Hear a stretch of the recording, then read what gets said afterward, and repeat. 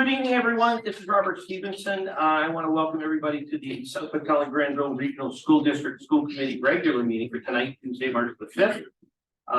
For opening, can I get everybody please stand for the Pledge of Allegiance? I pledge allegiance to the flag of the United States of America and to the republic which stands one nation under God, indivisible, with liberty and justice for all.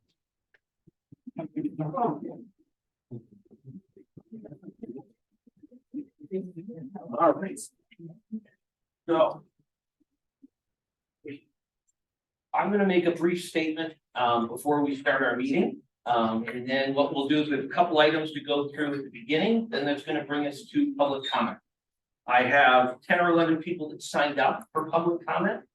When we get to that point, I will call call people up in order. They'll have up to 3 minutes for public comment. Steve, my trusty timer man over there, when we get to 2.5 minutes, he'll stand up with a yellow sign there to give you a heads up that your 3 minutes are almost up. And then when the 3 minutes is up, he'll turn it to red. At that point, if you could please wrap up your statement, that way we can get through that portion of the meeting. I want to make sure that everybody has an opportunity that is signed up to have an opportunity to do. Okay. All right. So good evening, everyone. My name is Robert Stevenson. I am the chairman of the Subcommittee Granville Regional School District. I want to welcome you to our regular meeting for March the 5th. Before we start our meeting, I want to take this opportunity to address the guests that we have here with us this evening and anyone that is joining us on our Zoom link. On behalf of the entire school committee of the district, we want to again publicly condemn the actions that took place by students in our school community on the evening of February the 8th. Their conduct and their behavior that they exhibited is not behavior that is acceptable, nor will it be tolerated in the Southwick Granville Tolland Regional School District. Our district strives to create an environment where everyone is welcomed and treated with respect. Our district is not alone in having to deal with individuals in our schools that do not follow those same ideals and instead behave in a manner that is disrespectful and hurtful towards other members of their school community. When that happens, and it is reported to the administration, they take action to investigate the allegations and, if proven to be factual, address the situation according to our policies and procedures. When I joined this committee 2.5 years ago, there were 3 items that I observed that needed attention and that I wanted to work with the administration and my fellow committee members to address and improve. These 3 items were improving transparency, increasing communication to families, and ensuring that the administration was following the policies and procedures that had been enacted by the school committee. We have worked very closely with the superintendent and the principals over that time and believe that we have made significant improvement in all 3 of those areas. The results of all that hard work were on display during the last 2 weeks. I want to take a minute and walk everyone through the timeline of the district's actions for this unfortunate and appalling situation. On the evening of February 8th, a group of students participated in an inappropriate Snapchat thread that involved racial topics and were very concerning and inappropriate.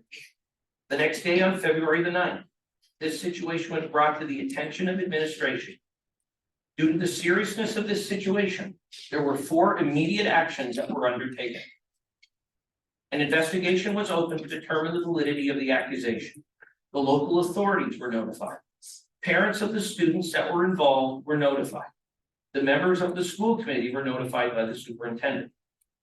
On Monday, February 12th, a letter from the superintendent was sent out via email to all the parents of our students in our community to notify them that an incident had occurred concerning a highly inappropriate and racist conversation on Snapchat, and that an investigation had begun.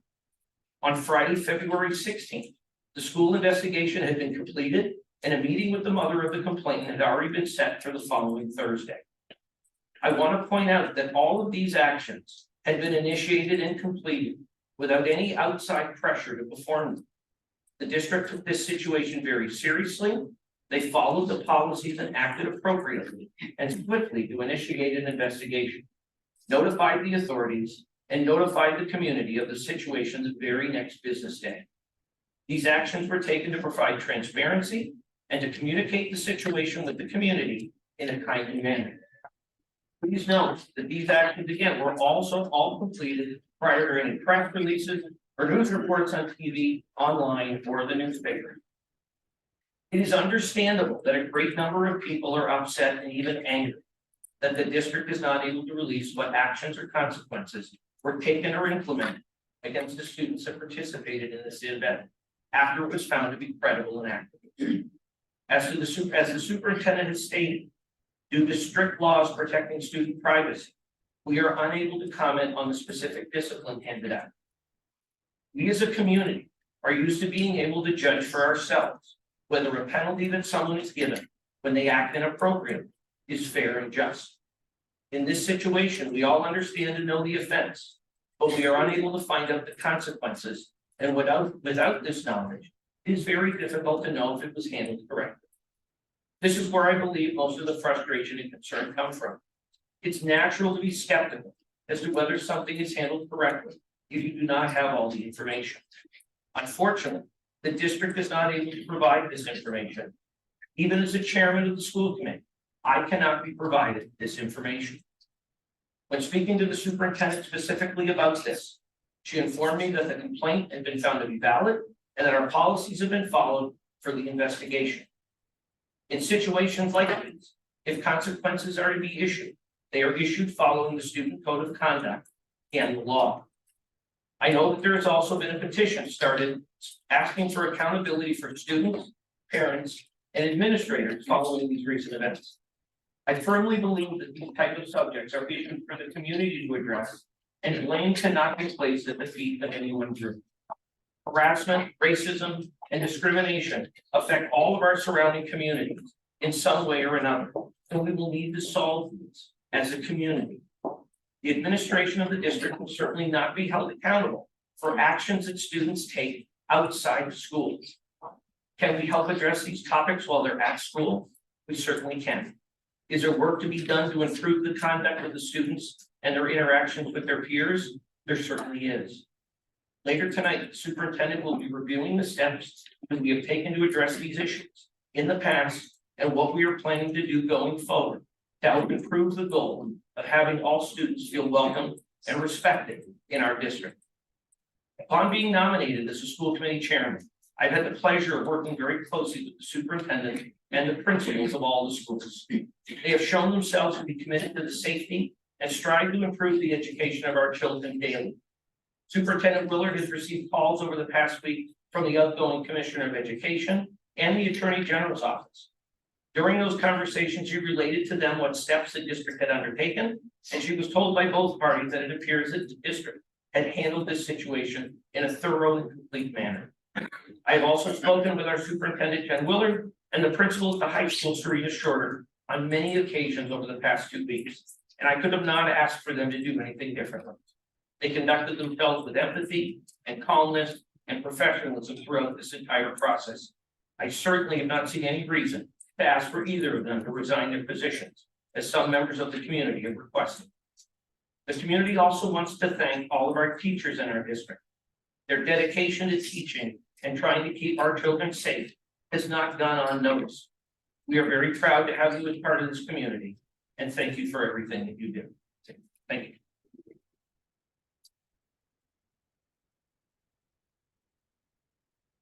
So at this point, we're going to come to our consent agenda. This is your speaking hour for our hold your peace section. We've got a couple of items. I do have one thing to add. We have a last minute fundraiser application that came in for the volleyball tournament. Anybody have any issues with us adding that there? We're looking to do a snack shack at the volleyball tournament to raise funds for their group. Okay, so we'll include that in the consent agenda. Any issues on that before we move forward? Okay, warrants, we have warrants going around. If everybody can make sure that those are taken care of tonight, that would be great. Superintendent Willard, do we have any correspondence? We do not at this time. Okay. All right. So this brings us to our public comment section. Again, as I said, we'll call the people up in the order that they signed up here. You have 3 minutes to make your public comments. At the end of the 3 minutes, it's 2.5 minutes, you'll see Steve stand with the little yellow sign. He'll flip that to red when it's 3 minutes. I'm going to ask you to please wrap up your comment at that point. Okay. First person I have is Charlene Diaz from Springfield. Please come up.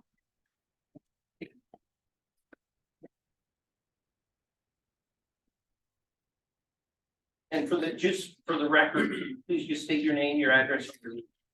Yes, I'm Charlene Diaz. I live in Springfield, Massachusetts. And I've been the coordinator. Should I face the camera or face the audience? You can face wherever you would like to face. Okay, all right, I'll try to face everyone. So I've been the coordinator for a diversity program called METCO here in Southwick for 24 years. Before that, I was a teacher at Putnam in Springfield for 15 years. And I wrote this letter to Superintendent Willard, and I'd like to read it to you as well. I'm appalled and saddened by the comments in the media regarding the recent racial incident. My observations and experience have been quite different. One that comes to mind is the Emerald Shield Award. Before Superintendent, before you were with us in the district, one of the students in the METCO program, Okello Carter, received the award. A few years later, while you were serving as our superintendent, Ajane Thompson received the Emerald Shield. It's a very prestigious award. In fact, Rebecca Lobo, the basketball star from Southwick, received it. And from my understanding, members of the entire school, staff and students have to vote for one student who has been exemplary in all school affairs. To me, it is overwhelming evidence that the community embraced these two students of color and thought of each as one of their own. In addition, Superintendent Willard, you arranged special listening sessions with families in METCO to ask for their input for improvements in the district. You went above and beyond the call of duty by arranging a meeting at the Mason Square Library in Springfield in the evening, which you were planning to attend personally. You wanted to accommodate the families and make it easier for them to be there to express their ideas. When only one could make the meeting, my disappointment, which required us to cancel it, you had a lengthy conversation with the parent on the telephone. I also appreciate the high school's choice of the book, Don't Ask Me Where I'm From, by Jennifer De Leon, for the summer reading project. It's a story of a student in Boston, METCO. Choosing that book enabled the school community to understand all the challenges students in such programs encounter. To me, it showed consideration and compassion on the part of Principal Serena Shorter, who must have approved of the project. In the 24 years serving as METCO coordinator, I personally have only witnessed about 5 racial incidents, and they were addressed immediately to the satisfaction of all involved. The district has never tolerated racism in my experience. Yes, there are some bad apples in the student community, but Southwick has welcomed and embraced students of color who have been in the METCO program. From my own experience over the years, I know that full investigations and appropriate consequences have been made. Okay, I think you have done an excellent and conscientious job as superintendent in the Southwick schools. You make all students feel welcome and accepted as a valuable part of our school community. Thank you. Thank you. Allison Lover. Well, first, I'd like to thank Ms. Diaz for her speech and her letter, but I wish she had read the letter that she actually wrote, including my daughter's style. So your comment is basically talking about Mrs. Willard accepting Black students because of the award to play basketball. I think they worked hard for that award. That has nothing to do with this matter today. So I think you're highly inappropriate. It's saying exactly what it is you just said. If I was you, I won't speak anymore. You're really inappropriate. Ms. Willard, you said that you had no idea of racial stuff that's happening in the school. My daughter had 5 incidents before this incident happened today. 5. An administrator, you have no idea it happened under your watch. There's a problem with that. So you having to resign is something that I will really like to see happen. 5. When you called me that Friday, you had no clue. You had no clue. And here we are today, and you still have no clue. Because Mr. Roberts, he read some sort of statement that he wrote very well. Make no sense. Because it's still a problem. You still haven't acknowledged. No, they're minors, yes. We don't want to know their names. But 8 of the 10 students are back in school. They're back in school. They were back in school 48 hours after this incident happened. You know where my daughter was? At home. At home, crying. Couldn't understand why her. So none of you in this panel can tell me you understand what she's going through. You still don't understand today. You know why? Because I don't understand. So don't tell me you get it. Don't tell me your district is not racist. It's racist. It's homophobic. It's not.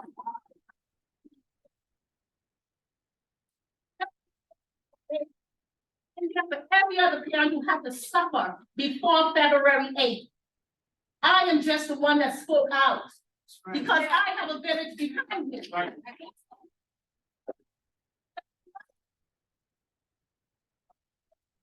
Yes, as a superintendent, I'm sure that as a principal has yet to take a moment to apologize to my daughter.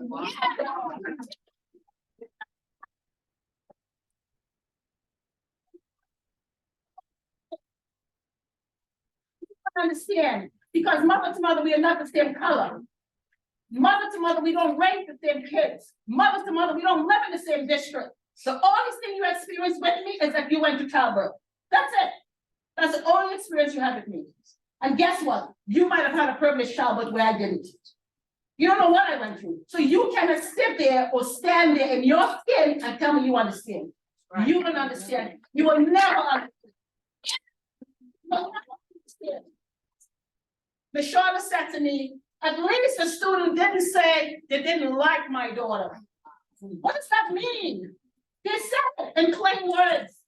Slave bid $2 to $4. They said they didn't like her. That's all they had to say. Don't tell me there's a sign because I'm not following your sign. I'll take the next person's time. You understand? So,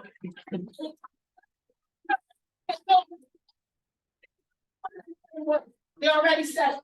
So what part of that don't you understand? You're the educator here. What part of that don't you understand? None of you on this panel understand. Because you don't sit in her shoes. You don't sit in my shoes. You don't have to hold her at night. You don't have to ask her why. Answer the question, why, Ma? Why me? Why me? She didn't want to come. But I thought times has changed. Obviously it hasn't. And neither one of you understand that. Because neither one of you are doing anything to make it better. Up to today, you're not doing anything to make it better. Because as an adult, even though she might not accept it, make the attempt to apologize, but you're too snotty in your own place that you can't even apologize. Yeah. But if it's a child, you would want them to apologize. Yeah. Yeah. But if you're not,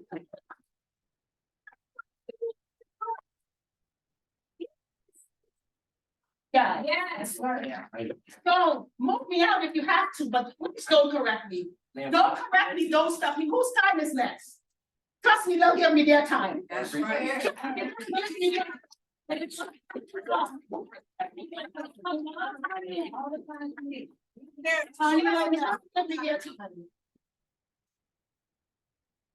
You need to acknowledge what is happening under your administration, under your supervision. Don't sit in your office, don't avoid the press because you don't want to answer the difficult questions. This is the first time your meeting looks like this. And this won't be the last until you make a change, because I will be here every month until change happens.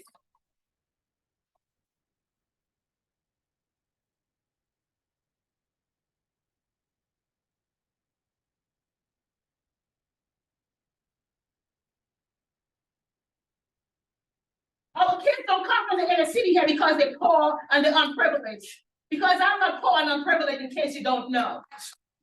I'm not here because I'm needy. I'm here because my daughter, I wanted something different for my daughter. So not because I live in Springfield, my Springfield schools are not good. That's not what I'm saying here. What I'm saying is things that she wanted that was easy for her to get here. Except this part. So don't think because we're from the inner city, Mrs. Diaz, that you think that we are struggling. No, we're not all struggling. That's right. We are not on struggle, so don't get it mixed up. We are not all uneducated. We are not all uneducated, so don't get it confused. I hold 2 master's degrees, so let me make that clear to you.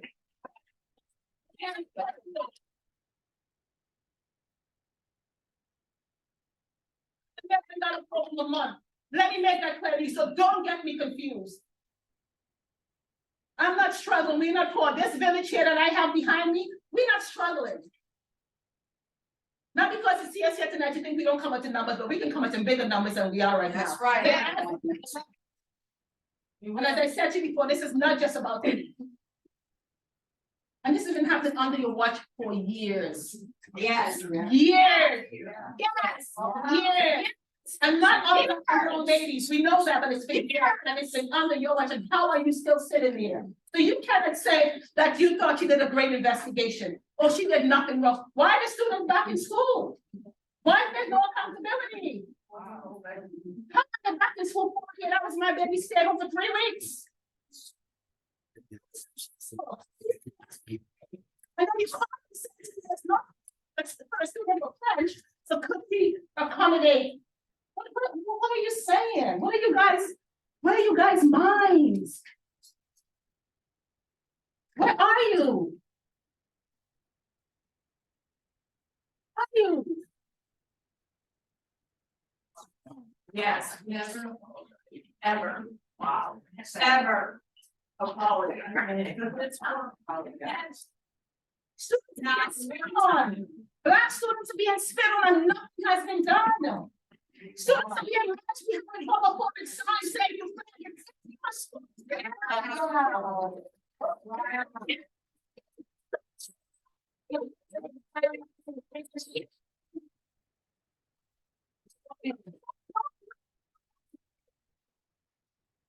Make it right.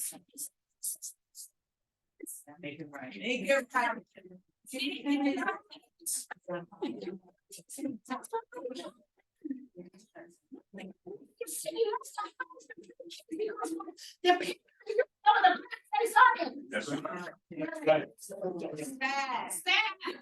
No, you just happen to get me. The wrong one.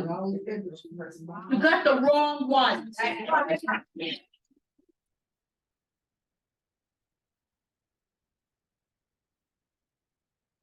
And you got my village. Yes. And we're not going anywhere. Yes, right. Yes. Not going anywhere. Right. The next time we come, we'll double the number. Make a change. Make a change. We don't have to live in your town, but we are going to come to your town. And apologize. Make a change, and you need to apologize because you'll see me every day. Yes. You will see me every day. You'll see me at 22, you'll see me at 40, you'll see me at CNN, you'll see me in the Globe, you'll read me in the Republican, you will see me, and your name will be attached to my name. Make those changes. Make a change. You want your job, make a change. Yes. Don't be coming now that we can't do something. We can make a change for you. Right. Do better. Do better. Do better. Do better. Right better. It's 2024, do better. Yes, right.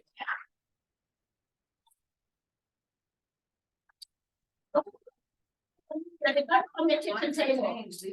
That means you can't from their kitchen table. They didn't get that from social media. This is not the N-word that is singing in the rap song. This is a calculated decision that they made to call us check Black Lives Low Class. $2 to $4 a bid. And the wrong thing is because to put my baby on the bid. Jesus. Do you know that I went through to have my baby? You know what I went through? Do you know what I go through right now? Not even an apology. Not even an apology? No idea. No, idea. And you're gonna say to mother to mother, you get it? You don't get it. You don't get it. And you still don't get it because you're looking at me spaced out. You still don't get it. I'm sorry that I make you nervous, but you're gonna be much more nervous because I'm going to be in your face every day until you make it. That's it. Okay?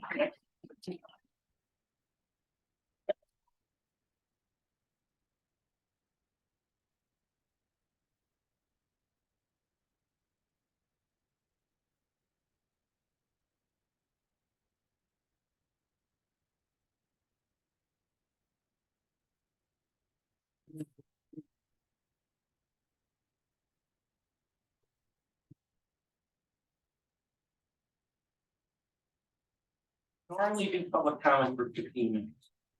I don't mind extending that. Thank you. What? Can't hear. What?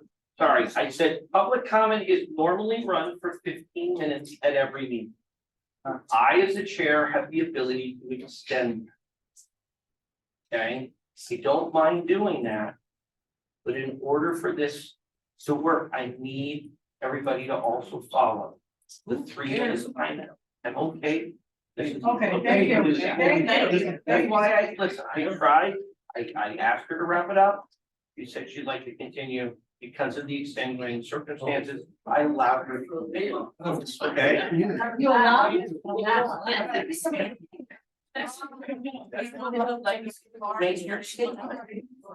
Just choose a better choice of the words. I'm sorry for the choice of my lane. Okay. I didn't allow you to do that. Okay, so we have 9 more people that have signed up. Okay. Okay. Please let us speak. Mr. Swan. You're next.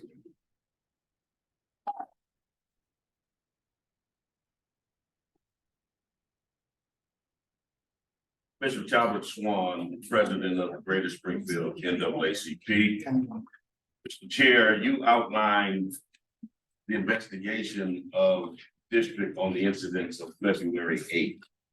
We're not here just to talk about February 8th. We're here to talk about a history of racial incidents that have happened in your school district for many years. Yes. We're here to talk about parents who have moved out of Southgate because their children were harassed and bullied in this school system.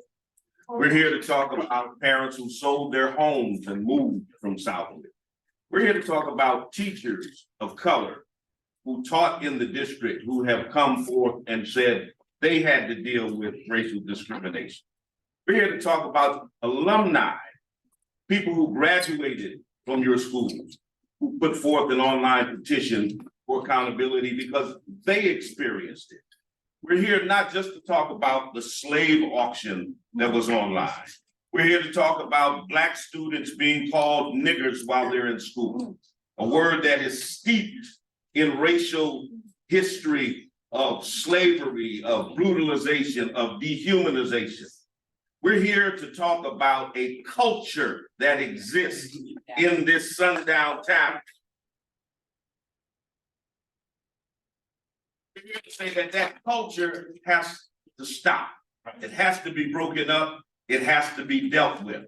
So I submit to you that, as Ms. Lopez said, we are here to defend, to support her, and to support all of those who have experienced that in this particular school district. This is about transparency. This is about being respected. This is about our children being treated as human. And this is about appropriate discipline, because young Skylar should not have to come back to school and look at children snickling who called her a nigger, who have come back after 48 hours. The trauma that she has been through. And let me just say this as my final thought.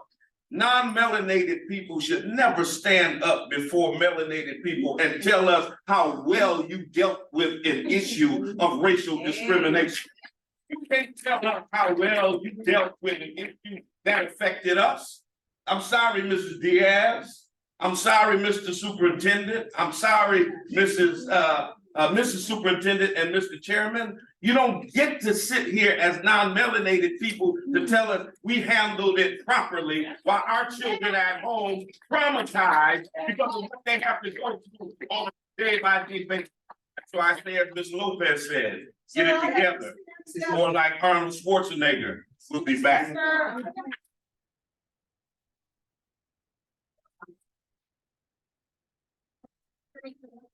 And then I'm thinking I'm gonna son and I'm gonna son. Where are they?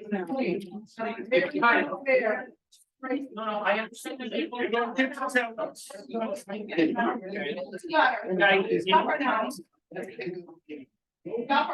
Okay, let's please, if we could just not respond to speakers, just let them have their opportunity to be able to speak.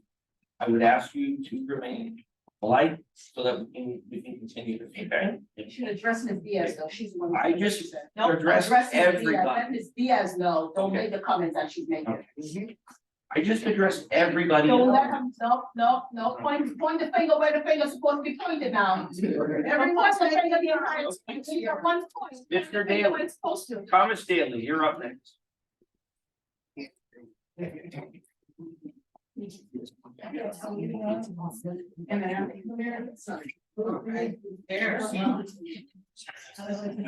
That don't make you black. Do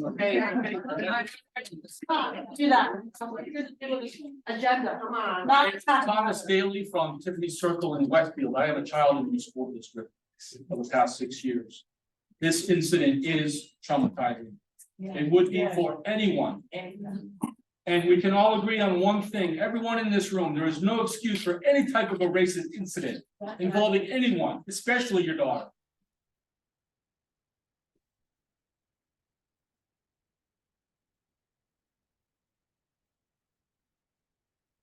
Some observations as a parent, okay? Yeah. Okay, I have to share this with you. You know, we have to make sure where we put the blame for this type of things. Who is responsible for this? Superintendent? The principals, the teachers? Did they engage in this? Did they encourage it, support it? Or is it the responsibility of young, immature teenagers? We need to look at the full picture. And I will share this with you about. We get emails, the parents get emails from the superintendent and the principals. Okay, I want to share this with you because I think it's pertinent. Last November, they had a presentation. And they bring all the students in and they tell the students exactly what is expected of each and every one of them and how they are supposed to treat each other on a daily basis. Okay, there's a series of presentations covering all the topics, school rules, powder mill rocks, bullying, harassment. Okay, here is a quote from Principal Arian Carrier, who was the principal of this school last November. Each year I give the same presentation with the topics progressing as the students grow. I am committed to giving this presentation because all students need to have clear understanding of how we expect them to act at school and what actions will not be tolerated. Additionally, as they grow into young adults, discrimination and harassment are serious topics which they need to fully understand. Principal Carrier went on to say, the presentation began with a definition of harassment. We talked about intentional and unintentional acts. There were examples of each, along with how those examples can affect other people. We talked about how gestures, images, spoken and written words, jokes, physical acts can all be considered forms of harassment. And she went on to say, the definition of harassment that we use with students includes unwanted and unwelcome behavior towards persons because of their connection to a group. We then talk about the areas which we should not be negatively commenting on, specifically membership in a protected class. The list includes race, color, religion, sex, gender, sexual orientation, gender expression, national origin, marital status. Okay, I'm just here to give you just a little bit more insight of what they do every day. And it's easy to come in here and blame the institution, but I've worked with these people for 6 years. I see my child every day, and I'm going to tell you this, my young son does not see skin color. And that is a huge advancement in our society. And we cannot hold these people responsible for the stupid, immature actions of young teenagers. They're 100% responsible and one auditorium full of kids once a year does not teach them how to behave. They're learning it at home, and when you come in here and you say that one little assembly is gonna fix the problem because it happens once a year, that is not gonna solve it. I'm They are not saying. They care about the students. Hey, I don't know what they are, but one assembly isn't gonna solve the problem once a year. You gotta do more, it has to be continual, it gotta be intentional, that's not intentional. That's one conference once a year. Who's next? Deborah, That's one. And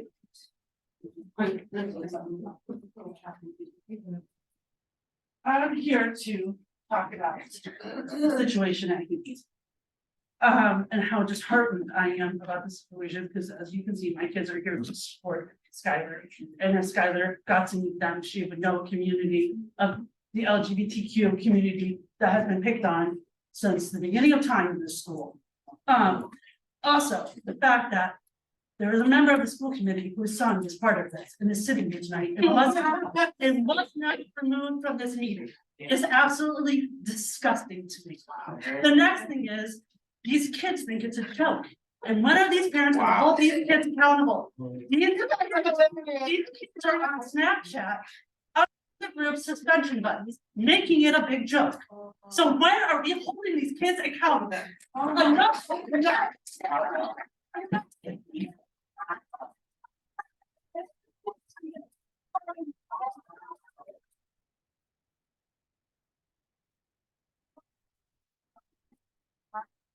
I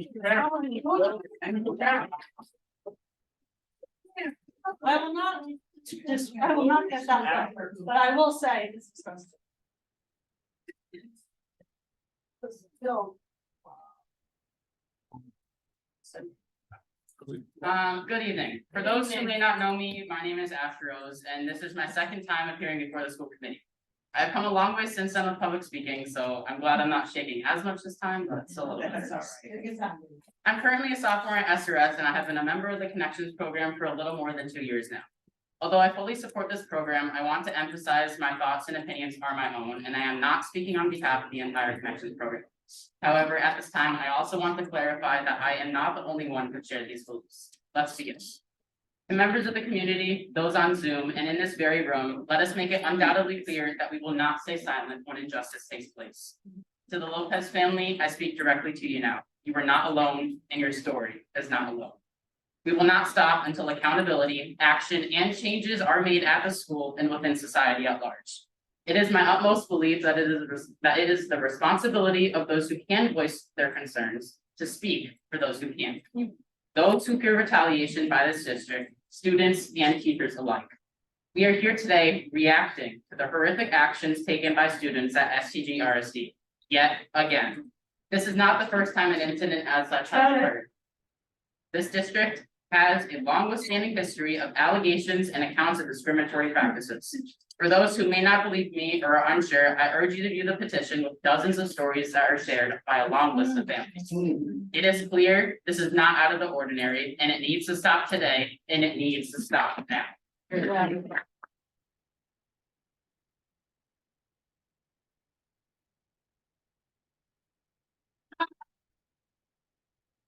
Families have and continue to be harmed in the process, all under the discretion of those in charge today. For those who may seem unclear that they are in charge, I call out Superintendent Willard, the school committee, Principal Shorter, Vice Principal Jasak, and Vice Principal Rood.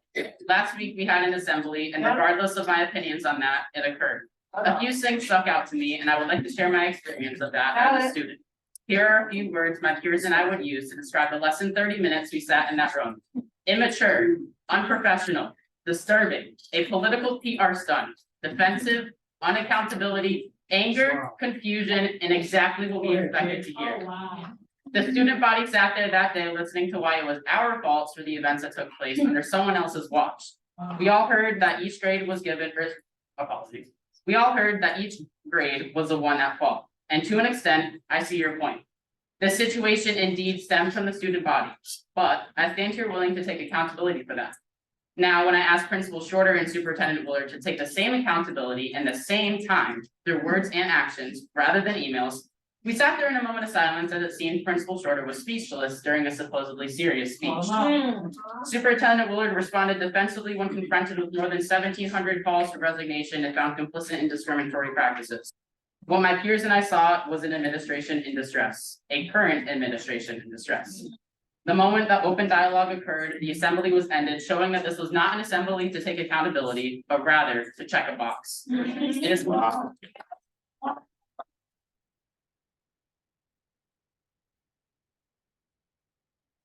easier to blame others, but it is much harder to reflect on one's own actions and question if they too played a part in the incident. Perhaps more could have been done to prevent another student from experiencing lifelong trauma, and maybe resources could have been allocated more effectively towards prevention rather than reaction. But why are these questions only raised after community outrage? Does it really take major news organizations, community outrage, the threat of a lawsuit, the NAACP, and the threat of losing your job to act at all? Yeah. Dozens of stories have reported exposing your lack of action in protecting students. The Yes. definition of insanity is expecting a different result.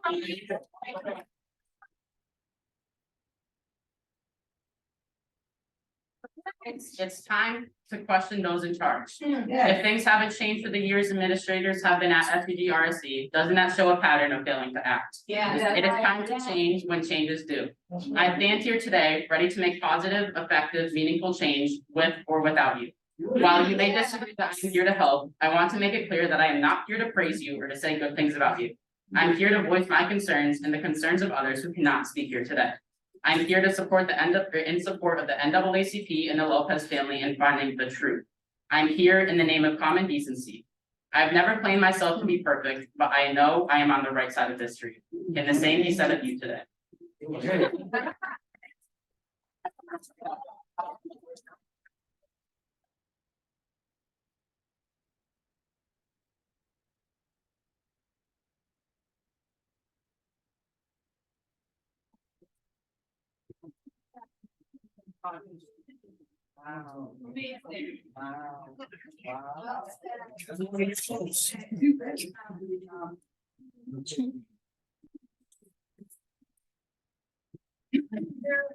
Standing here as a graduate, South. Speak up. Here. I'm here standing as a graduate from Southwick High School. I currently have an 8th grade daughter that was not involved in the situation that occurred.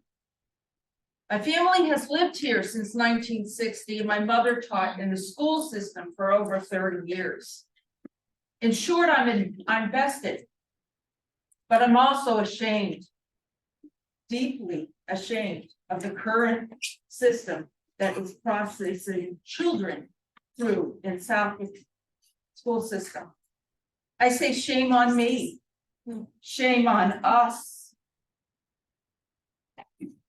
I'm angry at the injustice, I'm angry at the lack of true progress toward the goal of equality.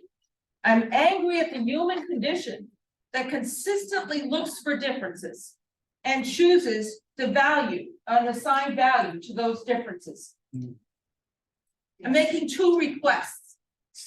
The first request is a comprehensive, ongoing, 360-degree evaluation done by an outside agency that will establish the current level of racism in our school.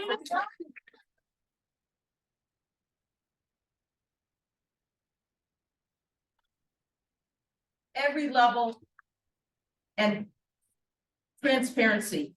And I'm hoping, Joseph, since you're the director of finance, that we have the will to fund this.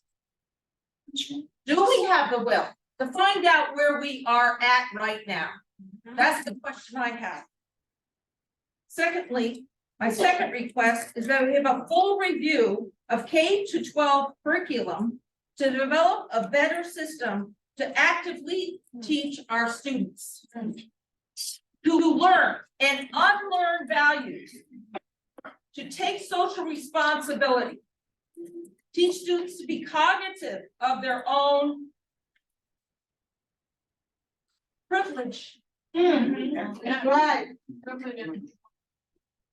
To teach true community, to teach empathy, to teach service to one another, to teach bridge building, to develop a student that is both confident and competent with diversity.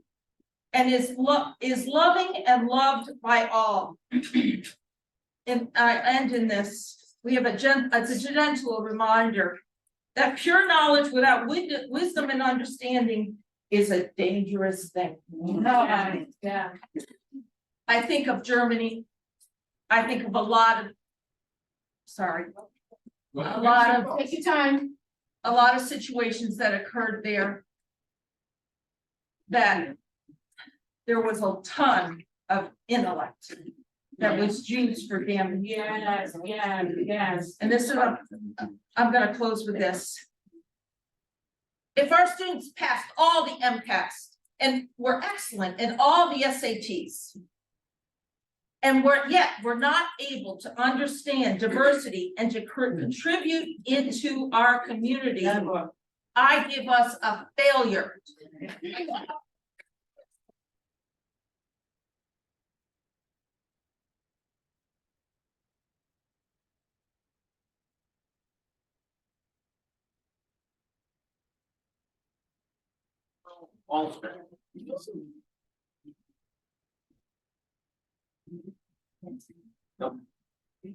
Debbie Bennett.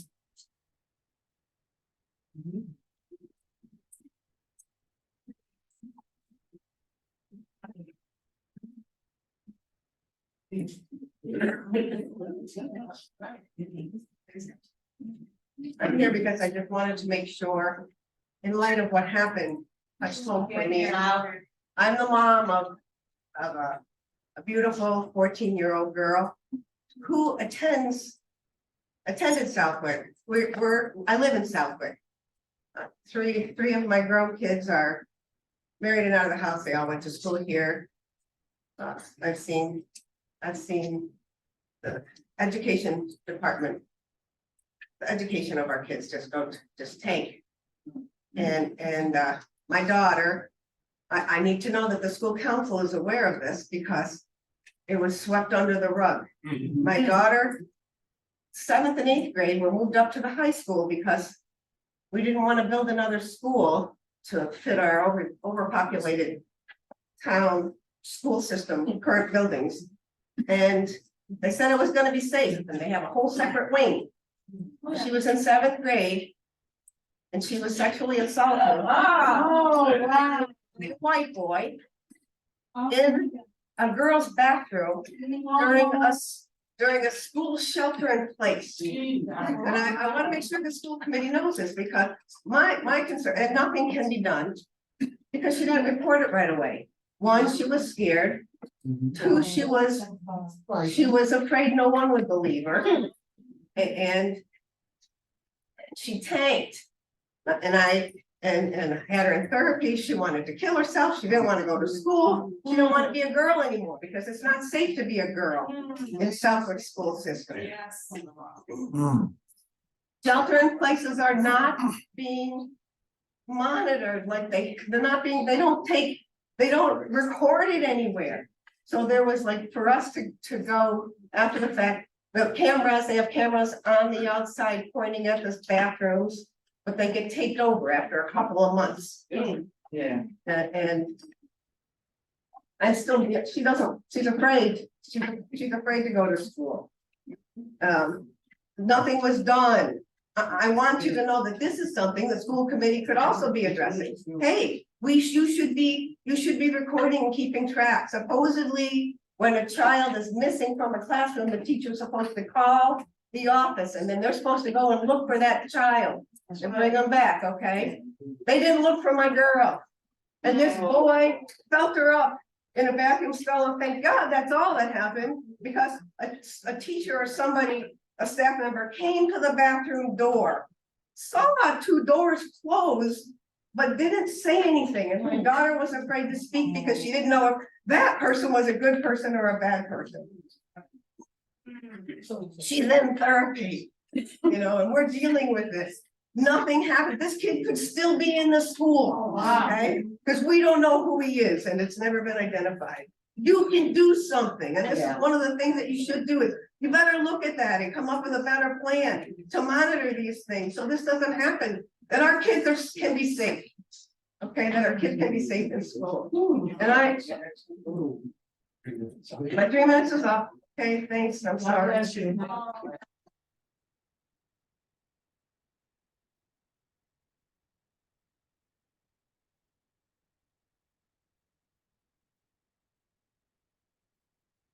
Can't make out the next person. It's got 19 Lauren in Southwick, Mass. Last name looks like starts with an R. On 19 Lauren in Southwick, Mass. 19 more? Yeah. Okay. Hilda Henke. Hilda Hanky. It's coming. Two more, Neola and then Caroline, and then we'll vote. Good evening, everyone. Good evening. I don't think I need that. I think I'm pretty loud, just, well, you know. I came here not looking for heads, okay? But from someone who lived a biracial, multicultural life, that worked in a public school district, not here, but within the Commonwealth of Massachusetts.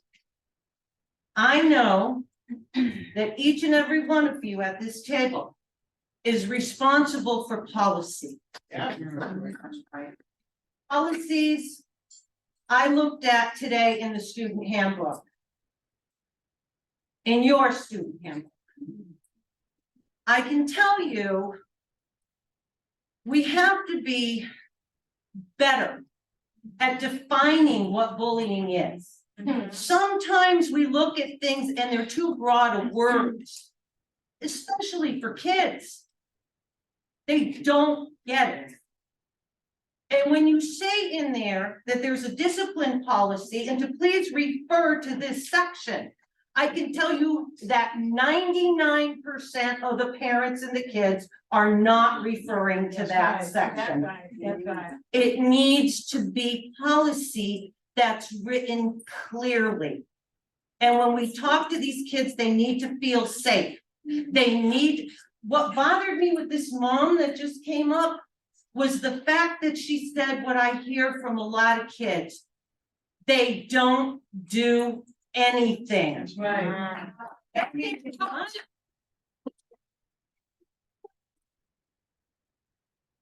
And so this has to be addressed. I want to apologize to Ms. Lopez. I've lived in this community for over 40 years and I embrace it. It's not a bad community. And I apologize to you. Thank you. As one of the people who live here. Because this is not who we are.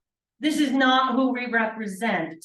It's who they are, it's who the school. No, I'm not looking for that, okay? What I'm looking for is change. Yes. Yes, I want you to seriously look at this bullying policy and make it better. Yeah, work, yeah.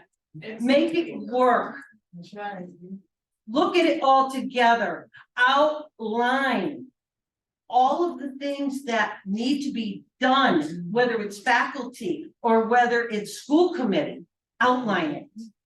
So that everyone is clear on protocol. 14 days to me is much too long for an investigation when I read on bullying. I'm sorry. Transparent, internal of this. I can figure it out in 48 hours. All right. If somebody's doing something, I'm gonna figure it out. And if I can't figure it out, I know who to ask. So that's what I'm asking you tonight. Please redo this policy, look at it very seriously, and make it easier to understand for all involved. Thank you.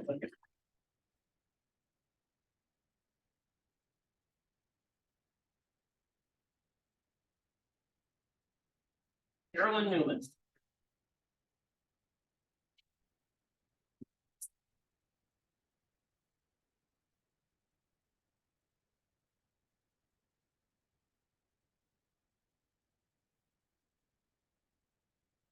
My name is Caroline Newman. I live in Southwick. My son attends Southwick Regional School. I grew up in the Springfield public school system and I went through the whole thing for 13 plus years, all the way through college. And I am absolutely appalled by what's going on in this community right now. It's embarrassing. We have a lot of work to do. The school committee, the school system needs to do more. At one assembly, it's not gonna cut it. I want to apologize to everyone who's been affected by bullying in this town. It's awful. And I also want to implore all the parents. You need to speak to your children about these issues. They need to know that it's not okay. It's not okay to be racist, to bully people, to be homophobic, any of that stuff. It cannot be tolerated. It all starts at home. That's right.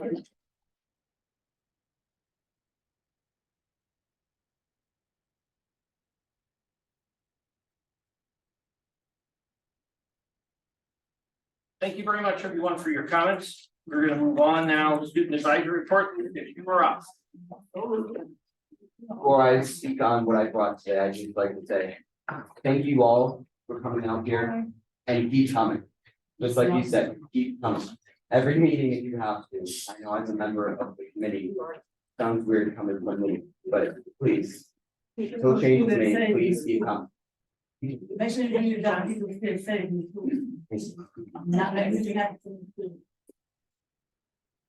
Now on to my stuff.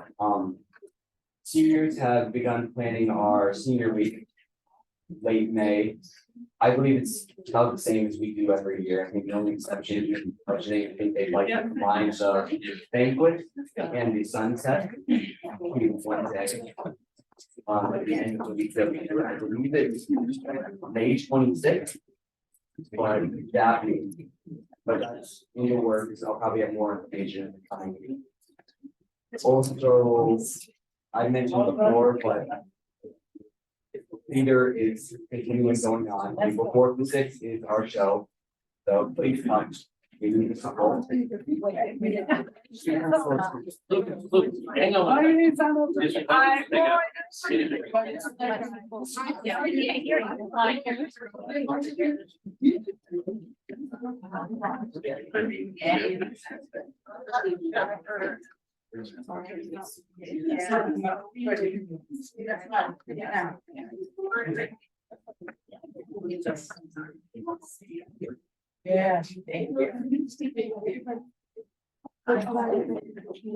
Yeah. We're over the supervisor brief, okay, good.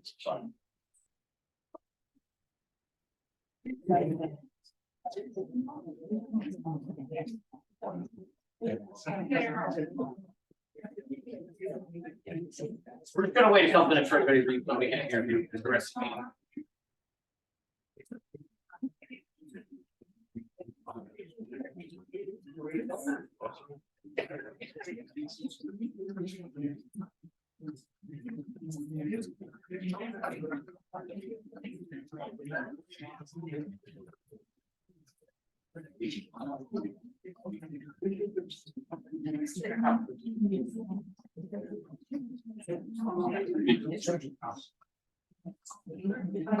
meeting.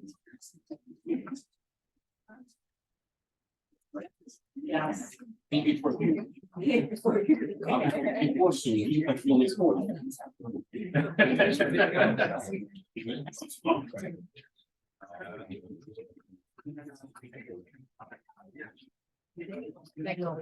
Great minds, think alike. Oh, yeah. Yeah. Yeah. Already got it, we already had an interview with them, they did presentation last Friday. So we should get it up and running, that will be good. I thought we mentioned it briefly, but not with a lot of detail. All right, Lucas, you ready to continue? Yes, we have to start from the beginning. Yeah. Oh, yeah, so Start the play.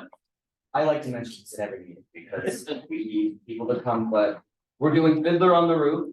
April 4th through 6th, thank you. I got you.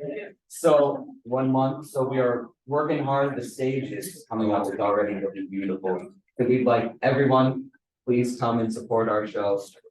And yeah. Besides that, as I mentioned before, the senior week is coming into place. The officers have basically put it together how it is every year. The only change they're looking to maybe do the banquet and the sunset on the same day to cut the costs, and also so we can have like more food, more events all on that one day. I'll have more from that as I can talk to like our president and such as we get closer. But yeah, and the final thing is the DLE reception where we celebrate all of the DLE interns as well as their mentors will be April 10th. So I believe invitations were actually sent out today to all the mentors. So we're looking forward to that. My turn. So we're still looking towards English MCAS on March 26th and 27th. Last we left off with a pep rally. Everyone loved it, seniors did win. After pep rally, we announced the prom theme, which was Starry Night. Sports have basically wrapped up. Girls basketball did make it to the first round of stage, but lost sadly. And almost all of the Southwick students from the high school who are part of the district advisory board did a presentation down here at Powdermill this morning on parent safety, 3rd, 4th, and 5th grade. Super. Thank you very much. Mr. Terrell, 25, fiscal year 25 budget presentation. Right, we're going to start with the regional school assessment sheet that I believe is in your packet. So for FY 25, the required local contribution for the 3 towns is $12,602,077. That is an increase of a little over 500,000 from last year. Greenville will see an increase of a little over 100,000. Southwick would see an increase of about 440,000. And Pollen sees a decrease of 56,000. Okay. That combined with the chapter 70 money, which is $10,078,848, increase of 37,000 from last year. These two combined give us our minimum national spending, which is around $22,680,000. To continue on that sheet for our revenue, we're about $745,000 in transportation state aid. Typically, when the governor's cherry sheet comes out, that the governor is conservative and the House tends to increase that when it gets to their table. That's reversing this year, where the governor is probably going to be a little higher than the House. So typically, when we get that transportation number, we budget a little bit more than what's on the cherry sheet. We are going to budget exactly what is on the cherry sheet this year of $745,000. The tuitions, the Medicaid reimbursements are the same, the fee charges. The charter tuition reimbursement is around the same as well. The two changes in revenue for this year. E&D is $650,000. That's about $265,000 less than last year. The reason for it is this: we try to keep our E&D with school choice around $2 million, about $1 million each, because of the transitions last year in positions. The eyes on to balance these two funds was not there. So we have a little less in E&D and a little more in school choice. Still come to around the $1.92 million that these two line items carry, but they're just a little imbalanced this year. We will work on it. We'll have that rectified and ready for 26. But there's just more in school choice than in the years past and in E&D. So that's why the $650,000 there. The other additional revenue that we're putting into the budget for this year is from food service. Since lunch and breakfast has been free and reimbursable from the states, Mr. Lillibridge has done a great job in really having a healthy school lunch budget, to the point where I believe we can use $120,000 of the food service budget and put it into our revenue to offset some of our salaries and some of our utilities in indirect costs. So that's an additional $120,000 we can drive in. So that our revenue for next year going in is $24,375,516. The non-discretionary charges to the town is transportation, the debt service capital, and the debt service for the NFPA building project, which brings the total for non-discretionary and revenue charges $27,872,404. The budget for next year, as of right now, is $28,442,055.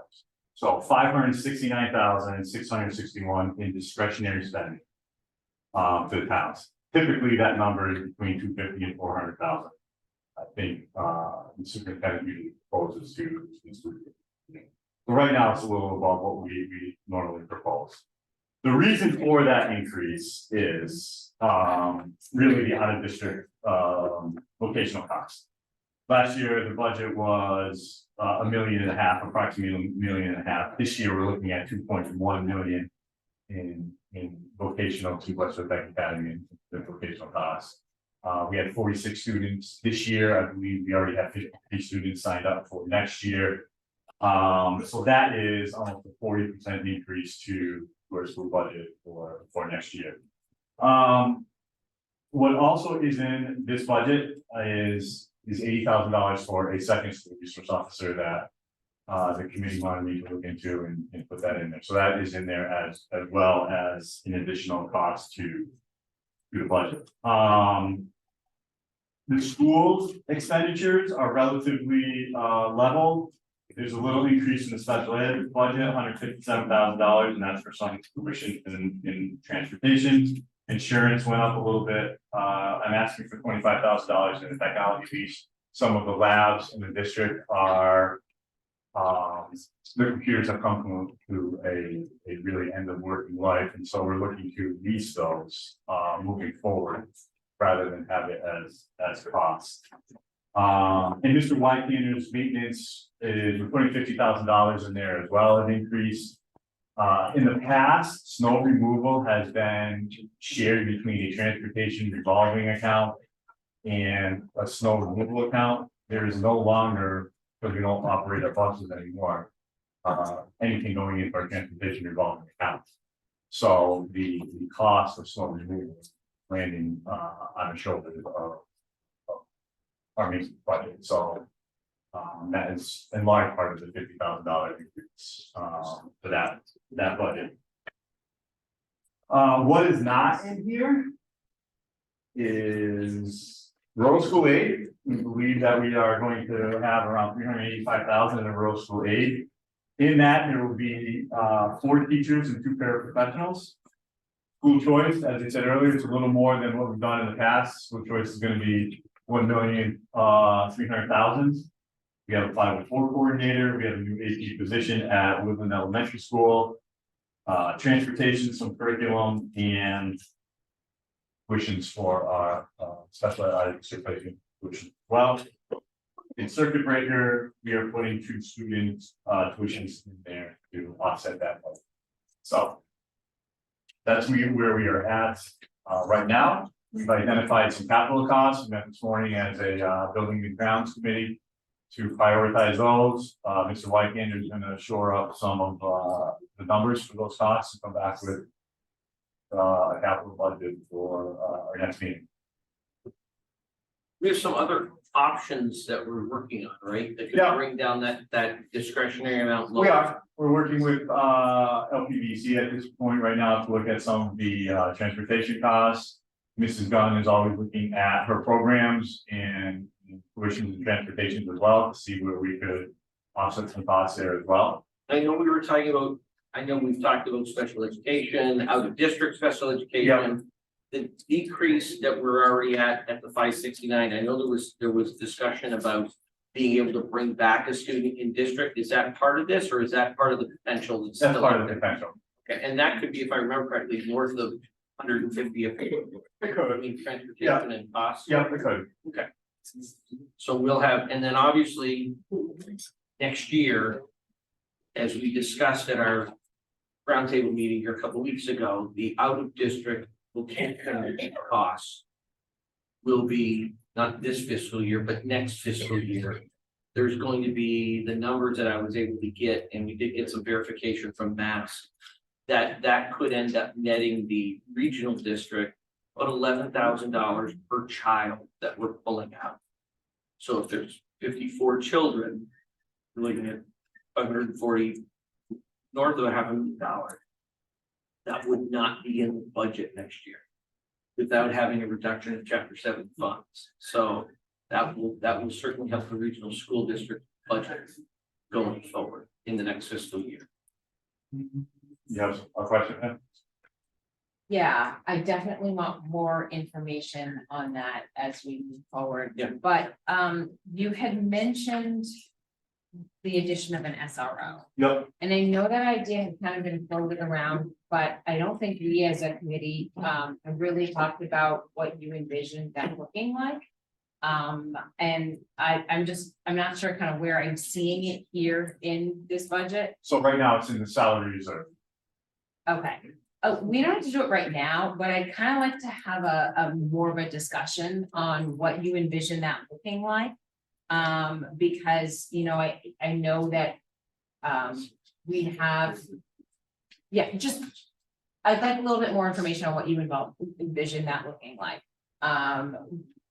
You know, who the SRO is, from what town.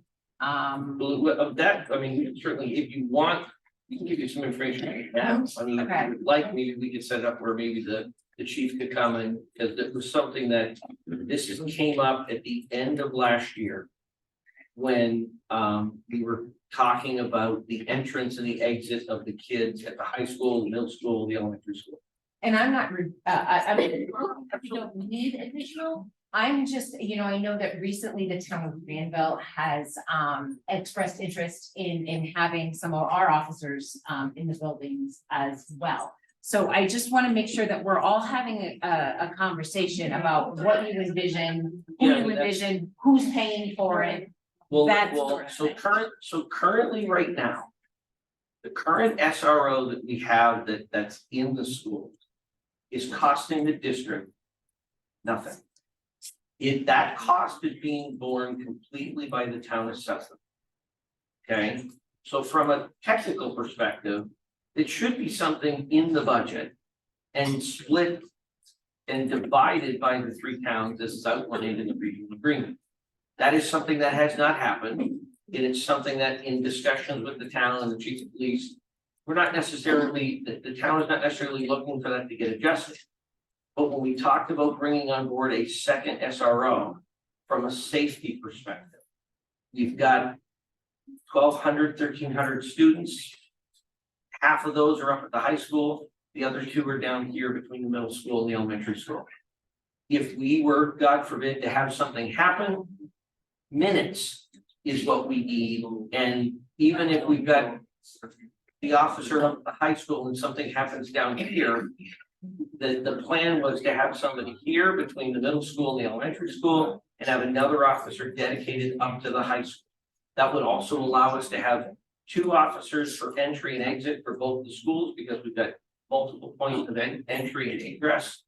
It's certainly a weak point that we've got. The conversation is that to bring that SRO on board, it would be a full-time position that we're looking to have to be paid for by the district, because we're looking at, it would be a full-time employee of the Southwick Police Department, that what they would end up be doing is invoicing the district so that we would offset that cost without adjusting the first SRO. If we wanted to break it up completely, it's probably going to be a wash. So that's why we kind of looked at it this way, and we're looking to put it into the budget for this year. If the towns want to vote this down, they have every right to do so. The chief of police for Southwick reached out to the other 2 chiefs of police, expressed to them what we're looking to do. All 3 of them were in agreement that this was a good decision to move forward to add an extra SRO this year. So that's really the genesis and what we're looking to be able to do. Does that help answer your question? Yeah, I just wanted to make sure that this was a community decision among all three communities and that the police chiefs of all three They all communities talk, were yep. aware of this and were on board. Because and I'm not at all saying we don't need another SRO. Yes. I know that it involves a change in who's paying for it. And I just want to make sure that the, the towns have the opportunity to be involved. There's no problem. I mean, this will certainly go toward the towns, it'll be conversation, we can certainly, as we get closer, we want to get the chief to come in so we can get some additional information. I'm sure that's not gonna be a problem. With respect. I mean, it's With respect to the- wonderful to have. No, I know, but to address your comment about the changing in the, Mr. Fox. No, I was just waiting. Why don't Oh, people are okay, waiting? sorry. I apologize. I thought you wanted to jump in here. Well, Go ahead. just. And I don't know if Officer Sanders is still in that, but it involves special training in SRO. officer. Yes. So, and I think that's when three chiefs got together, and I think it worked better, and I think they all realized it would be better if the officer was from Southwick Police Department, operating locally. He can coordinate with the current officer that is a Southwick Police officer. So I think that's the intent. I just know it came up, recently in my town and that we do have 2 certified SRO officers that, have previously been involved. Okay, anything else, Mr. President? Mr. Turmel. We were talking about Steve earlier today, so. That's where we're at. Okay, and we've got, like, Mr. Trammell indicated, we've got another buildings and grounds meeting coming up next week. We are expecting and shooting to have something, there'll certainly be some things in the capital, we're gonna try to cap that around the $250,000-300,000 mark, try to keep that reasonable for the towns. But there are some items that do need to be addressed in this year's budget. Yeah, public budget hearing is gonna be next Thursday on the 14th. Has notification been sent out to all stakeholders and all three, I believe members of so. all three towns? We got some stakeholders here and they're nodding their heads, so I'm betting that they said. No, we didn't. We like to multitask. Yeah, so I will, that will work. I'm I have to shoot. That's just one That's that's seven. it's right. All right. That was. Where I lost mine. Yeah. No policies, where are we at here? Action item, Superintendent Willard, you're up. Move to approve consent agenda items as listed above, recommended. So moved. Any questions on, actually, no questions on the consent agenda, can I get a show of hands to approve the motion? Aaron, let the record show the motion passes 6-0-0, do it. I was just want to run through, so do a roll call vote. No, Okay, no, we don't have any members, okay. we do roll call votes if any of the members are on Zoom. I apologize. No, that's okay. Pardon? Sorry, 5 of us, we're down 1. Aaron, let the record show the motion passes 5-0-0. Move to approve the Southwick Regional School 2024-2025 program of studies, recommended. So moved. Any questions on that? Can I get a show of hands for the approval of the motion? Aaron, let the record show the motion passes 5-0-0. Move to approve the STGRSD clerical contract for July 1st, 2024 through June 30th, 2027, recommended. So. Any questions on that? Show of hands to approve the motion. Aaron, let the record show the motion passes 5-0-0. Move to approve the 2024-2025 winter sports family passes for basketball and ice hockey, recommended. So moved. Any questions on this? We discussed it, we discussed all this at the last meeting. That's it. Okay. So what we did is that actually I was approached by a member of the community, asking for us to consider that, excuse me, currently, basketball and ice hockey are the only sports that we have where in order to go to the games, you have to pay for an entry. When we go any other school, it's pretty much for all the sports, but here we do that, and we wanted to pass on a little bit of a savings to the parents because we increased our sports costs the last couple of years from $50 to $100. So we came up with an option of basically for the parents to have a pass so that when they want to come see their kids play their sports at the home fields or like in the gym or at the ice rink, that they would have a pass that they will be provided so that they will not need to charge admission when they go in and see their kids play.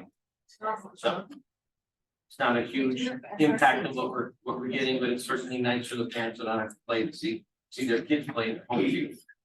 So any other comments on this? Show of hands to approve the motion. Aaron, let the record show the motion passes 5-0. Move to approve sending a letter to the 3 participating towns notifying them that stating in FY 2026, they will be responsible for the tuition and transportation for children that reside in their towns, but will be going to out-of-district vocational schools recommended. All right, any questions or comments on this? This is obviously in reaction to our roundtable meeting or our special meeting that we had for the other district tuition.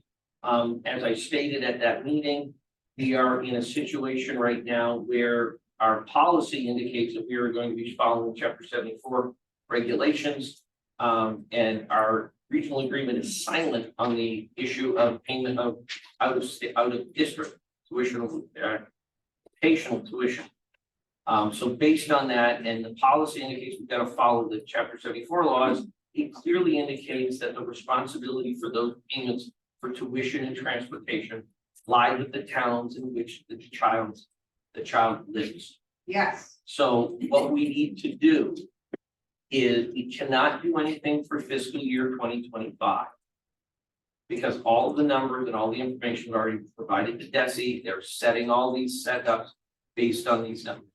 So we are looking to basically notify the towns that beginning in fiscal year 2026, which would be next July, the towns will be responsible for the children that go to out-of-district vocational schools or their children that live in their towns. So that's what this motion is for, is to basically send a letter indicating that to the towns that they will be responsible. Any other questions, comments? All right, show of hands to approve the motion. Any opposed? Aaron, let the record show the motion passes 4-1. Move to approve a recommended adjustment to the regional agreement. The towns of Southwick, Tolland, and Granville will be responsible for the tuition and transportation costs for the students residing in their town attending out-of-district vocational schools recommended. Okay, comments and questions on this, just as a clarification. Because our regional agreement is silent. The reason that we're in this situation right now is that back when the regional agreement was signed, there was a policy on the books that indicated that the district would pay for the out-of-district tuition costs for the vocational students. That policy got changed and adjusted in Superintendent 2015, right? To the current policy that we have, where it indicates that we follow Chapter 74 laws. We're really we don't have any other choice but to follow through with this. But what has been recommended to us, and I certainly agree with this, that we need to adjust our regional agreement to make sure that this is clear and clarified so that going forward, we do not run into a situation from the regional school perspective. That's something from a financial perspective would get adjusted by just a policy change.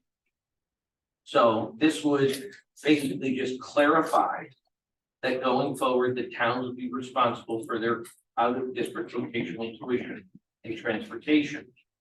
And in order to do that, we would have to pass this motion tonight. Our attorney will help us with the language to make sure that it's clear. We then have to follow a very prescribed and diligent sort of process with DESE in order to get this approved by them. Once it goes to them and their legal team look at it and the new Commissioner of Education looks at it and approves it, then we would get a green light to present it to the town so that they could present it at town meeting. And in order for the regional agreement to get adjusted, all 3 towns would need to approve with a majority vote, which I've already checked on that. with a majority vote, all three towns need to approve this so that the regional agreement can be adjusted. It's basically at this point, this is a clerical issue at this point, to make sure that this is clarified so that going forward, we have no other issues. So, any other questions, comments on this? Can I get a show of hands to approve the motion? And all opposed? Okay, Aaron, let the record show the motion passes 3-2.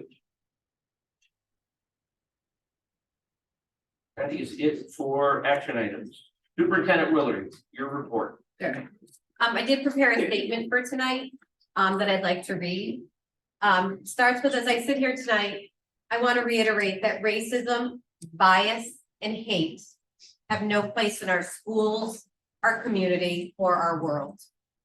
There are times when, despite our best efforts, district initiatives, and proactive approaches to combat such behaviors, students still behave and say things that are hateful. And the schools must respond whether the behavior happened outside of school or during the school day. Although the district has been engaging in culturally responsive professional development and participating in a variety of workshops on diversity and bias, in 2021, the district solidified this important work by adding a DEIB. For those of you who aren't in school, it's a diversity, equity, inclusion, and belonging initiative to its district strategic plan, where all students have a sense of belonging. This initiative was not added to check a box or to simply say we were doing something.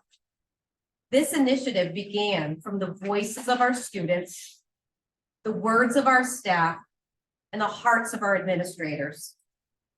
During this initiative, we began by training staff on implicit bias and how to respond to acts of micro and macro aggressions. They were provided tools by the ADL, the Anti-Defamation League, to support them in just-in-time responses. In recent years, all administration and school committee members have participated in training with the ADL to understand all of the isms that exist and how to respond when they are confronted with unacceptable behaviors. We know this is simply the beginning, but are continuing our work to provide the support that all students need to feel safe in our schools. Also during the 2021 school year, we started our #RamsBelong initiative. You could visually see this initiative come to life just by watching our students' behaviors and their interactions with each other. Simply stated, those students owned the district hashtag and they made it their own. That same year, the regional schools started the Connections program that two students have mentioned tonight. It's a student-led group to help mediate racist, homophobic, or other situations where students did not feel safe or were targeted for their underrepresented populations. Our Connection students were trained by the ADL to hold these difficult conversations between students and also to lead classes in the 8th grade around the Make a Difference curriculum. I can keep listing initiatives that we as a district have incorporated over the years, but until every student feels safe in our schools, we know we have more work to do. What I can assure the community is that when a student is targeted for their identity or when a student alleges bullying, the district responds immediately and provides consequences outlined in the student handbook and per chapter 71, section 37H, H1/2, and H3/4. To date this school year, we have had 25 reported incidents and 8 have been substantiated as bullying. At the end of every incident, we must let the victim's parents know the outcomes of the investigation. We must also let them know that if they do not agree with the outcome, they have the right to file a PRS, it's a problem resolution system, to complaint with the state, to DESE. This is all part of the procedures listed in our bullying plan. Like any other district, we continuously work to improve our practices and procedures to ensure student safety. This year, we also implemented yonder pouches as a response to students in the middle school using their phones inappropriately throughout the school day. Also, during the takeaway during our grade level assemblies, when the students reported back to school. We heard the students say that it was difficult for them to report on their friends, even then when they knew that something was happening that was wrong. And it was difficult to call out their friends, even though they knew it was wrong. With that, we as a district are looking to implement an anonymous alerts system, which would allow a student, a parent, a staff member to anonymously report an act of bullying, racism, homophobia, etc. And just this morning, Magnolia here sent me an email because I put it out to the students. If you have any suggestions, please reach out to me. And she did suggest anonymous alerts, and it was great to know that the message that we received from those assemblies was spot on. So thank you for reaching out to me with that. We are also looking to establish, I'm using the word task force right now, but it's going to become a different name at the regional school, where we want to solicit input from our students and staff on what assemblies or programs they would like to see implemented throughout the school year. As I've stated to the news when they asked, one school assembly, one program is not going to make a change. We need to have conversations, we need to have small group discussions, and it needs to be something thoughtful and planned. I use the words go slow to go fast. Just putting something out there for the sake of doing it and for checking a box does not make change.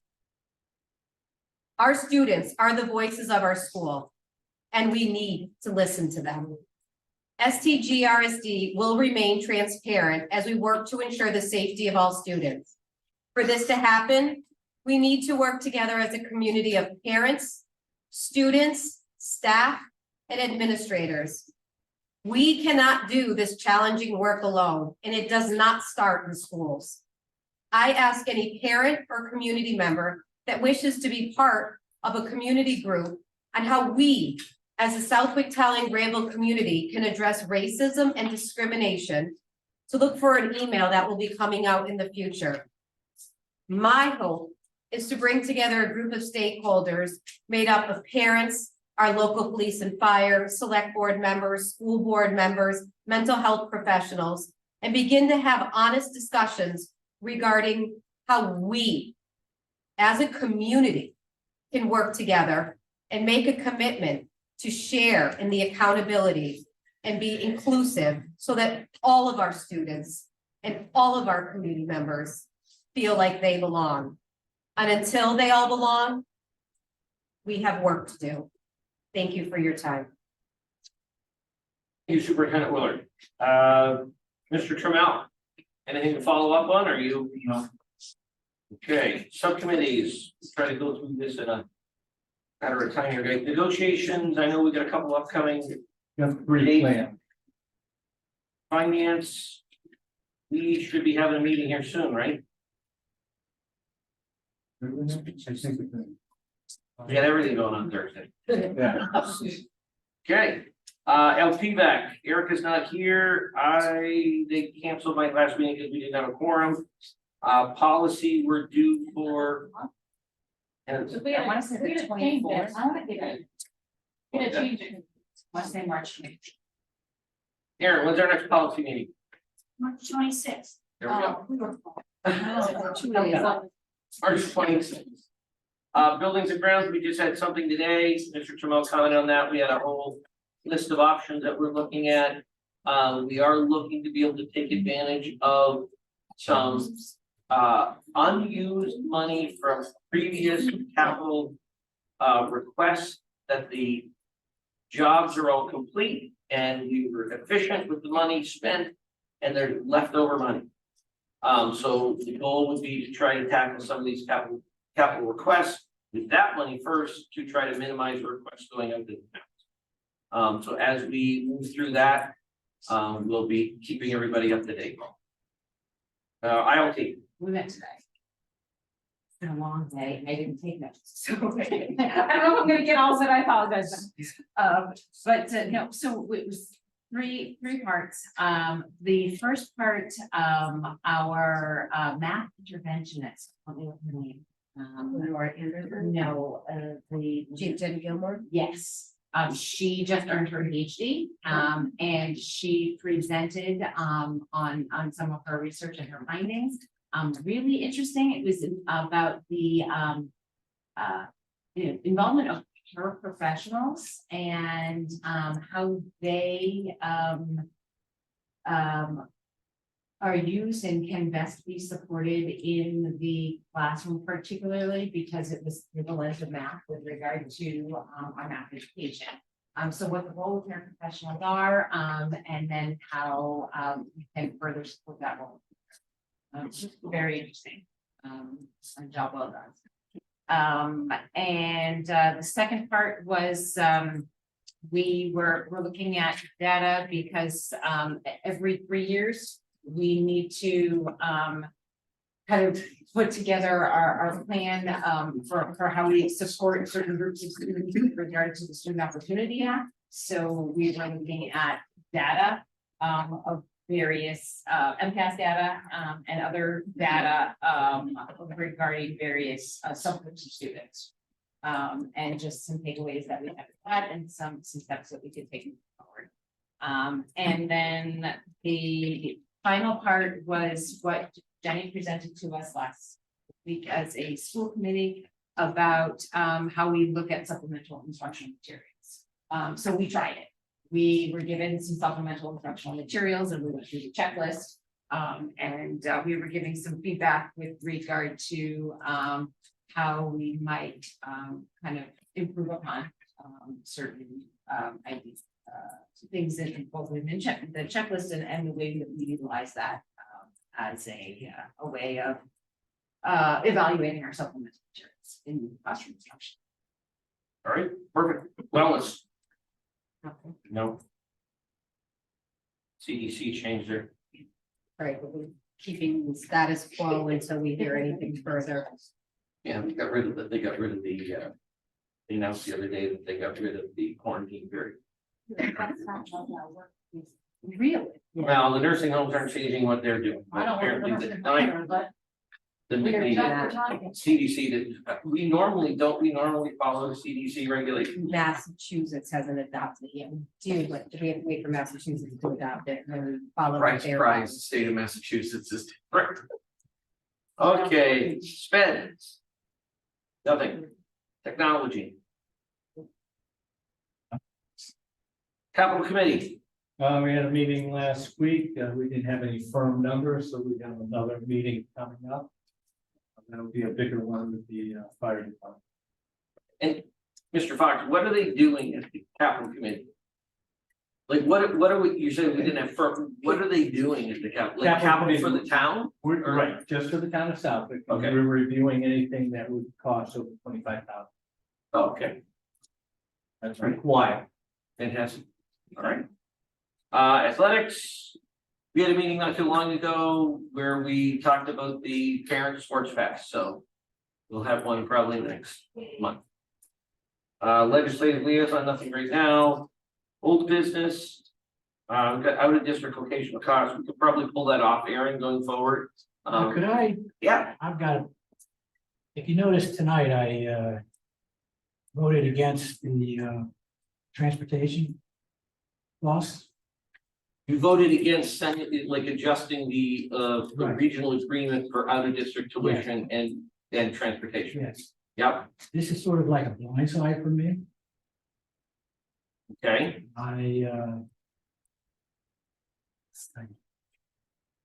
Basically, we're on the back end, in other words, Tallinn is at the very end of one strip. yeah. Transportation costs, kills us.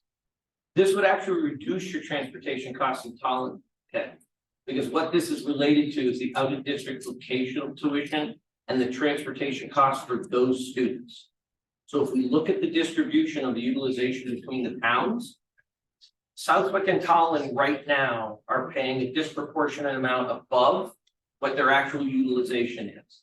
Granville is paying a disproportionate amount lower than what their actual utilization is. That's what we talked about at the roundtable meeting. So because the regional agreement is silent, And the policy that we have on the books right now clearly indicates that we're supposed to be following chapter 74.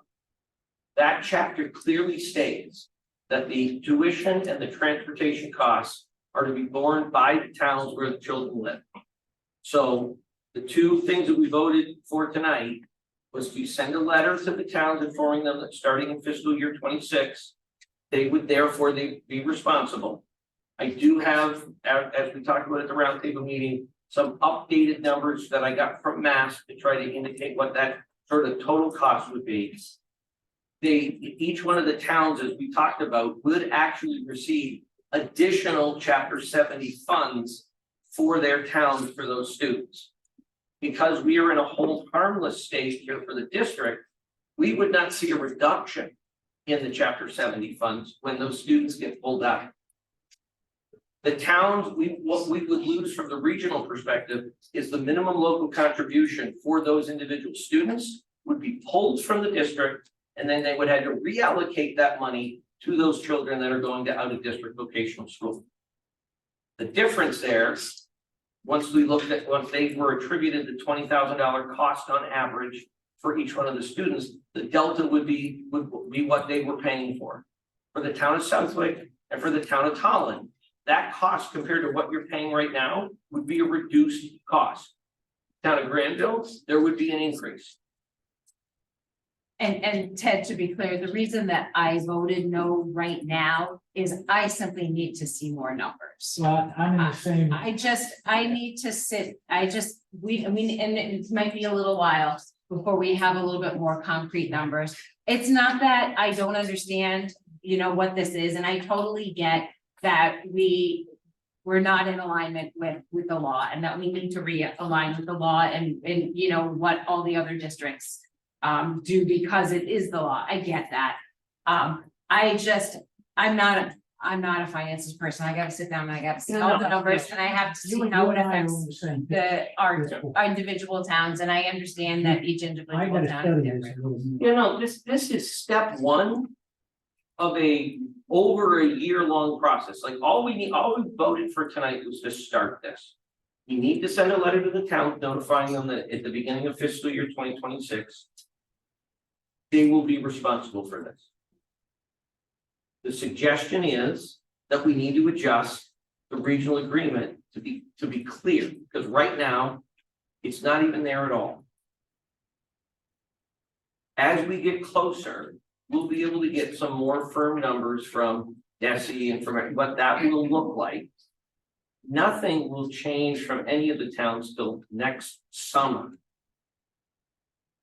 And from a voting perspective, this committee, the only thing that we'll have to vote on next would be, now that we've voted to try to get language created so we can put it to the towns, will involve legal. That will then have to go to DESE, their legal, finally get a commissioner's approval.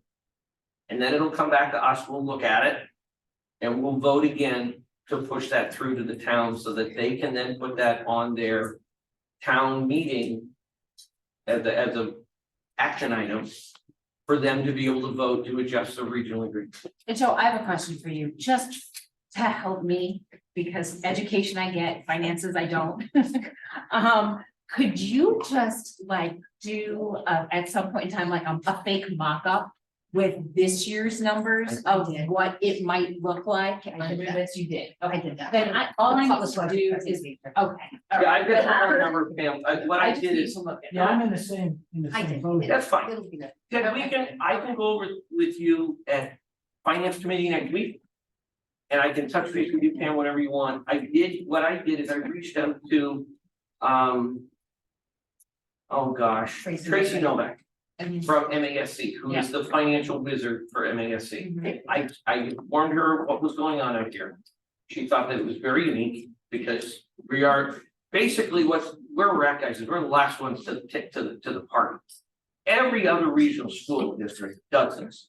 You understand that? We've been the ones, so Tracy was able to put together her best guess of what this would look like for the town, so that we can get an idea what the cost would be per child.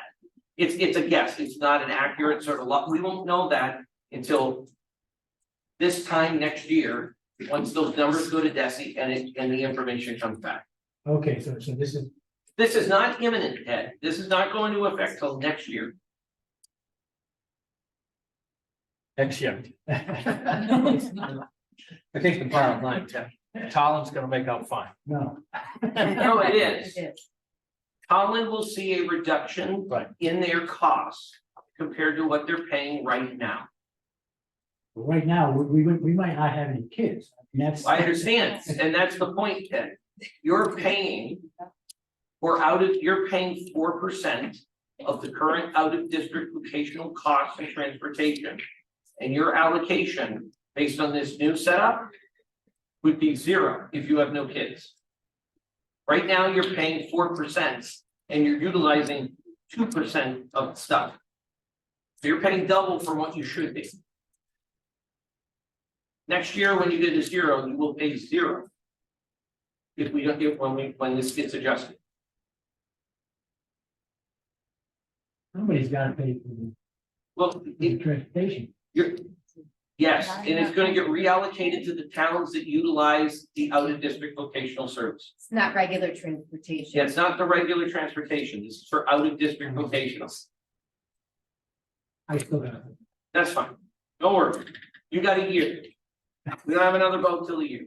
If we did, we would. Okay. Anybody else for this? Any other comments? New business, budget hearing, March 14th. If everybody can make it, that'd be great. We're gonna open this up for the public. Obviously, we'll have a presentation from Mr. Trammell. We'll entertain questions from the audience, correct? You wanna say the time? The time is 5 o'clock. I just got it. Location's gonna be right here. I apologize to all the teachers who I asked to show up, and it's on parent-teacher conference night. Get a pass. All right, I will at this point entertain a motion to adjourn. Show of hands, to approve the motion. Aaron, let the record show the motion passes 5-0-0. Thank you, everybody, for their time this evening. Have a great evening.